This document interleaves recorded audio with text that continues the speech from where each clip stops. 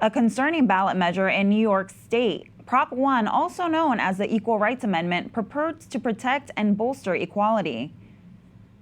We have concerns that that could lead to courts basically interpreting the rights of minors to be, on equal footing with adults, thereby stripping away parents' rights. But critics say it would enshrine abortion into the state constitution, override parental rights, and limit any future pro-life laws.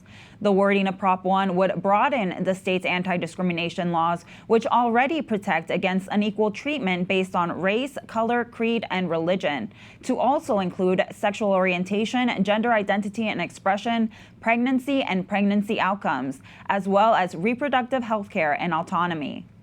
It does not explicitly bar abortion restrictions, but it could be used to challenge future pro-life laws. New York already has very permissive abortion laws. On the books, the state has a gestational limit to abortion at 24 weeks, but exceptions for the health of the mother, which include mental health, opens the door to allow abortions up to the moment of birth. This amendment would strengthen abortion as a so-called right. New York bishops issued a statement calling the amendment a wolf in sheep's clothing and said it would have dangerous consequences if approved by voters. Ayesha Kreutz with the Frederick Douglass Foundation of New York joins us now to talk about the dangers of this measure. Ayesha, how could this be used to prohibit future pro-life laws?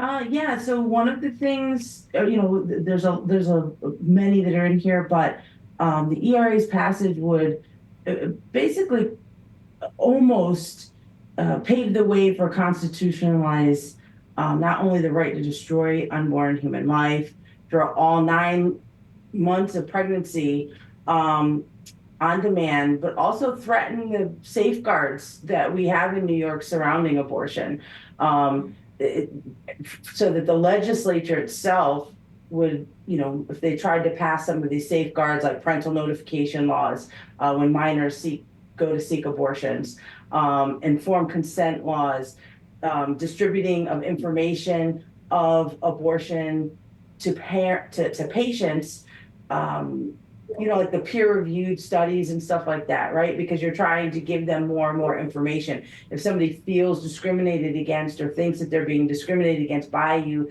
giving them those types of information, it jeopardizes all of those things by the way this is written. And it's because of the vagueness of it. We have a lot of different laws as well, 24, 48-hour waiting periods when abortions, before you can have the abortion.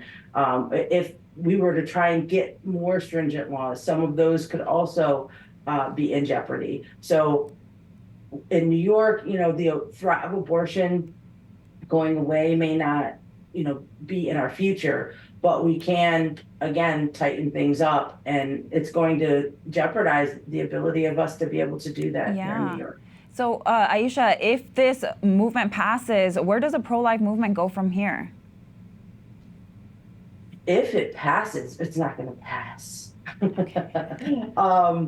it does, that is a great question. I think that you're going to see the decimation of pregnancy resource centers. That's another one.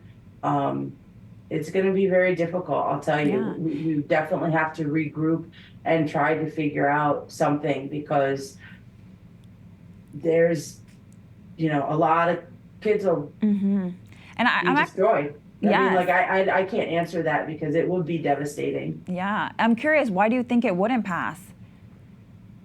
I think that once people realize what it is that this is saying, again, there's a lot more to this amendment. If they wanted an abortion amendment alone, and that's what they were going to be focusing on, I think that the chances of this passing would probably be a lot greater than it is, but they've also added other categories. There's 11 different categories, including age, sexual orientation, gender identity, gender expression, ethnicity, that they want to add to this clause.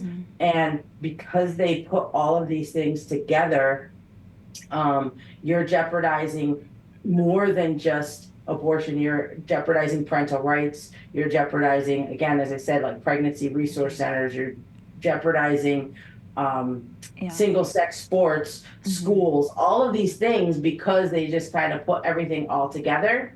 And most people in New York, as long as they understand what this is, 67% of the people say vote no to it. We've had the other, the proponents of this. There was $20 million that was pledged, and they pulled that money because they see that we are on the winning side of this. And so that gives us even more of a fighting chance. Again, once the Coalition to Protect Kids gets the money that they need to put the information out, it shows in our favor, which is amazing that, we can win this. It is a winnable issue here in New York. Wow. Well, I pray that we do win indeed.